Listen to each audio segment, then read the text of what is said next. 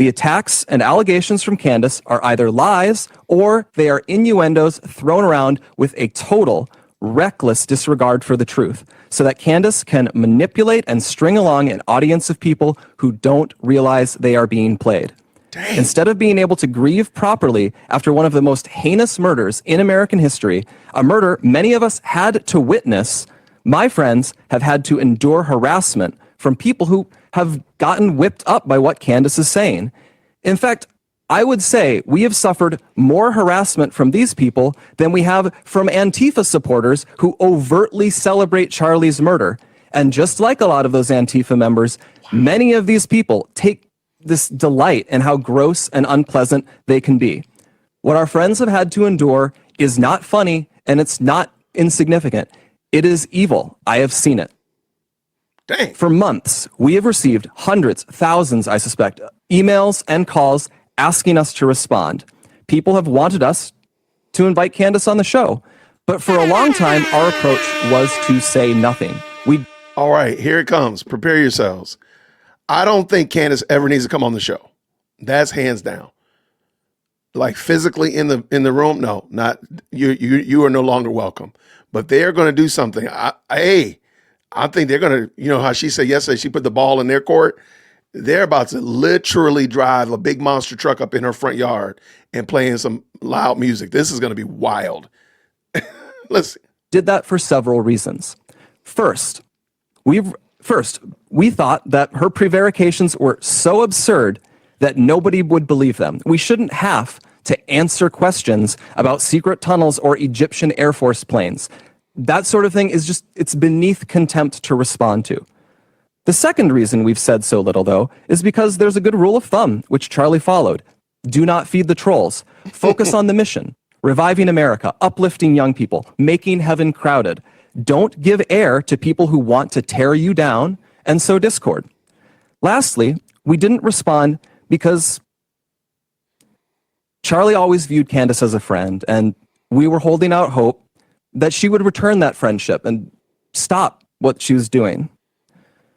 But a week from now, it's going to be 3 months since Charlie's murder. Candace has not changed her behavior. She has continued to spread falsehoods about Charlie's friends, and she continues to concoct new ones about new people. She's using these falsehoods to enrich herself while dividing the conservative movement at an absolutely critical time for this country. And far too often, we here have heard from ordinary people, people who loved Charlie and who Charlie loved so much in return. These people have expressed the worry that we are staying silent out of cowardice or as some sort of tacit admission that some of the attacks are true. Neither is the case. Our silence has never been, and it will never be, equal to complacency or approval. Still, we decided Charlie would not allow this to go on. Charlie was not a coward. Charlie was a fighter. Charlie would not allow someone to spread lies about the people closest to him with impunity. And he would feel ashamed if other people were stepping up to defend his friends while he never did so himself. Candace has mentioned several times that the ball is in our court. Here it comes. So here's what is going to happen. In the near future, there will be a live stream here in Phoenix where we address in a clear and comprehensive way the claims and accusations, the false accusations that have been made against Charlie's family, friends, and the people here at Turning Point. We plan to walk through everything carefully and thoroughly. If Candace is available, we would sincerely welcome her participation in that live stream at our studio here in Phoenix. At this point, we believe the ball is back in her court. Our motivation for doing this is not out of any obligation to Candace. It is about honoring Charlie. We feel a deep responsibility to protect his legacy, his work, and the truth. I feel that. I owe Charlie everything in my life. I feel it immensely. And that is why we feel compelled to speak clearly and openly now. We'll have more on this in the near future. Okay. What was that? Somebody bought a Bugatti on Temu. That's crazy. All right, y'all. What do y'all think? What do you think? You know what? I'm I'm more optimistic than I thought I would be when I first saw the video link. I was like, oh my gosh.